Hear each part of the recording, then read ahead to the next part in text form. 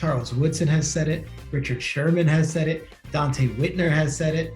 And guess who Talanoa Hufanga worked out with when he was not only a USC player, but in this past offseason, Troy Polamalu. There's a real connection there. This guy's awesome. He deserves all of the flowers he's getting. But the 49ers brass deserve some respect too. It would have been real easy to either re-sign the guy that had been there or to sign a big name free agent. Instead, they're like, we've got a day 3 draft pick from a year ago who I think could step up. John Lynch showing his faith in Hufanga, D'Amico Ryans getting the most out of him, and of course the young man himself. Hats off to him because what he's doing has been fantastic. We've got a new superstar in San Francisco and the 5th round pick, Talanoa Hufanga. Let's go. Number 3, we've got to get to know this motley crew of Atlanta Falcons running backs. Cordero Patterson's the number 1 guy. He's out with an injury. He was not a big part of the game plan in the second half in Week 4's win over the Cleveland Browns. But you know who racked up 172 yards on the ground on what was 14 straight carries in the second half against Cleveland?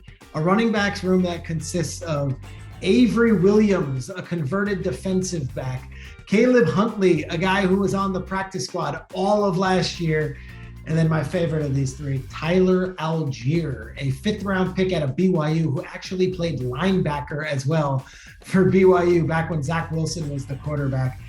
This is what Arthur Smith draws up, and it might not be what you expected when Arthur Smith was hired as the head coach of the Atlanta Falcons. A brilliant dude, a great offensive mind, but here he has this motley crew of running backs, and like I said, 14 straight carries. You know what that does to an opposing defense? It demoralizes them.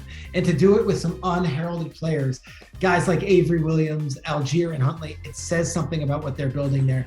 I'm not sure when Patterson gets back. I don't know if they have Kyle Pitts in the lineup this week, but I do know that this Atlanta Falcons team is going to be coached very well, and this running backs room is ready to shove it down the throat of whoever's up against them next. It so happens it's the Tampa Bay defense with a spot for first place in the NFC South on the line. Love what Atlanta's running backs are doing, and I love what they're all about. Number 4, Shane Bowen deserves a little bit of love.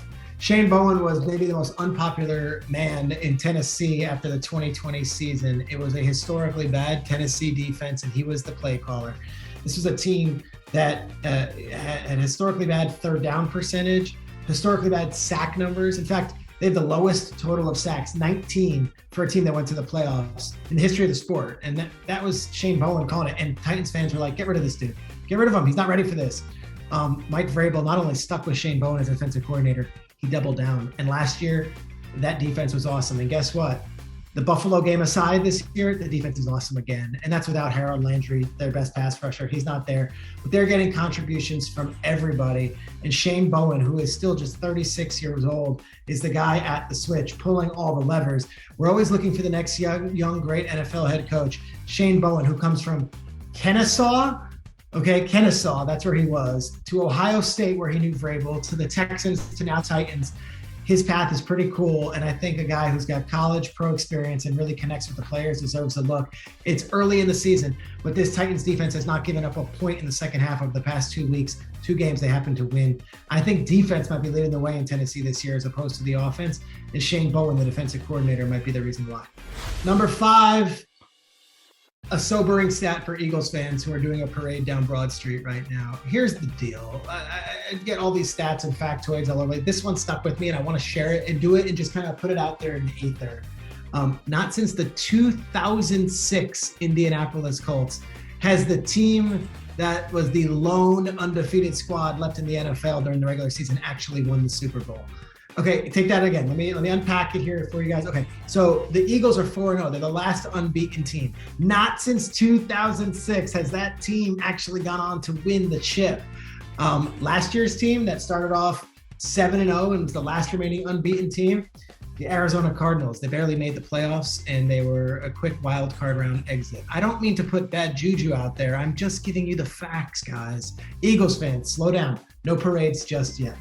And on that note, enjoy week 6. It actually is Eagles Cardinals this week on Fox. Enjoy it. There's so much other great action. The cheat sheet, we're rolling. Thanks for watching, guys. Everyone, go to Fox Sports Digital, read the column. There's a lot more stuff in there. And keep it going. We're having a great season, and we love the fact that you're viewing and reading all of our stuff.